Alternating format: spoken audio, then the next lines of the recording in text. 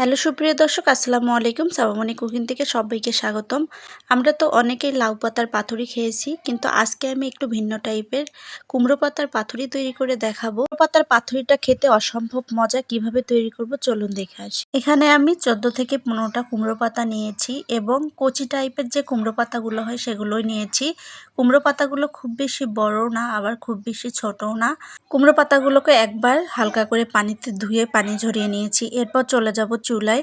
চুলায় একটি কড়াইয়ের মধ্যে পর্যাপ্ত পরিমাণ পানি আর 1 টেবিল চামচ পরিমাণ লবণ দিয়ে পানিগুলোকে হালকা ফুটিয়ে নিয়ে পানির মধ্যে কুমড়ো পাতাগুলো দিয়ে একটি চামচের সঙ্গে 1 থেকে 1.5 মিনিটের মতো রান্না করে নিচ্ছি। তাহলে কুমড়ো পাতাগুলো একটু নরম টাইপ হয়ে উঠবে। তারপর আমি পানি ঝরিয়ে একটি চালনির ভিতর নিয়ে নিয়েছি, যাতে এক্সট্রা পানিগুলো ঝরে পড়ে যায়।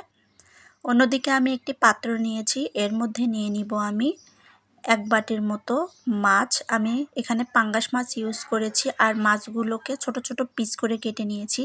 আপনারা চাইলে যে কোনো মাছ দিয়ে এই পাতুরিটা তৈরি করতে পারেন।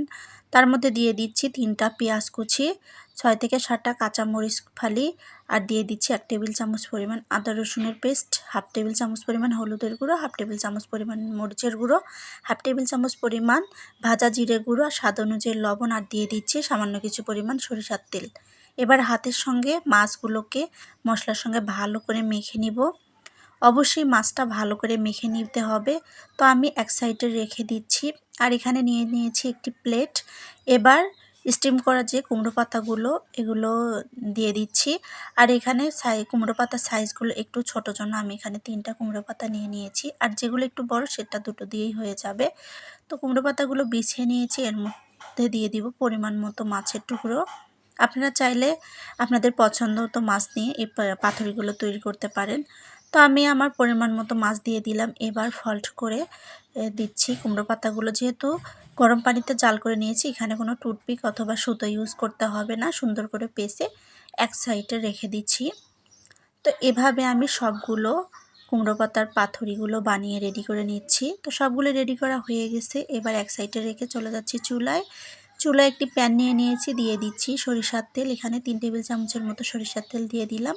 তেলটা হালকা একটু গরম হয়ে এলে এর মধ্যে পাতুরিগুলো এক এক করে প্যানের মধ্যে বসিয়ে দিব। তো সবগুলো পাতুরি আমার এখানে বসিয়ে দেওয়া হয়েছে। এবার আমি ঢাকনা দিয়ে ঢেকে মিডিয়াম লো আছে 3 থেকে 4 মিনিটের মতো রান্না করে নিব। তো 3 থেকে 4 মিনিট পর আবার আমি ঢাকনাটা খুলে দেখাচ্ছি। পাতুরিগুলো থেকে কিন্তু তেল বেরিয়ে আসতেছে। আর আমি এখানে পাঙ্গাস মাছ ইউজ করেছি, আর পাঙ্গাস মাছে কিন্তু প্রচুর পরিমাণে তেল থাকে। আর আমি চামচের সঙ্গে আলতোভাবে পাতুরিগুলো উল্টিয়ে দিচ্ছি। তো পাতুরিগুলো সবগুলো যখন উল্টানো হয়ে যাবে, আবারও আমি ঢাকনা দিয়ে ঢেকে 3 থেকে 4 মিনিটের মতো পাতুরিগুলো আবারও রান্না করে নিব। তারপর ঢাকনাটা খুলিয়ে নিব। তো দুপাশেই পাতুরিগুলো খুব সুন্দরভাবে হয়েছে।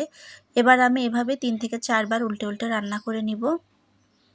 তো পাতুরিগুলো থেকে ভালোই তেল বেরিয়ে এসেছে আর রান্নাও হয়ে গেছে। এবার আমি পরিবেশন করে দেখাবো। তৈরি হয়ে গেল আমার কুমড়ো পাতার পাতুরি রেসিপি।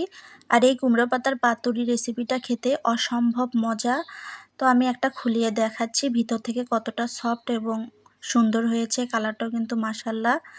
আর আমি কাঁটা চামচ দিয়ে এক টুকরো দেখিয়ে দিচ্ছি কতটা সফট এবং নরম হয়েছে। খেতেও কিন্তু অসম্ভব মজা ছিল। আর আমার ভিডিওটি যদি ভালো লেগে থাকে অবশ্যই আমার চ্যানেলটি সাবস্ক্রাইব করে দিবেন।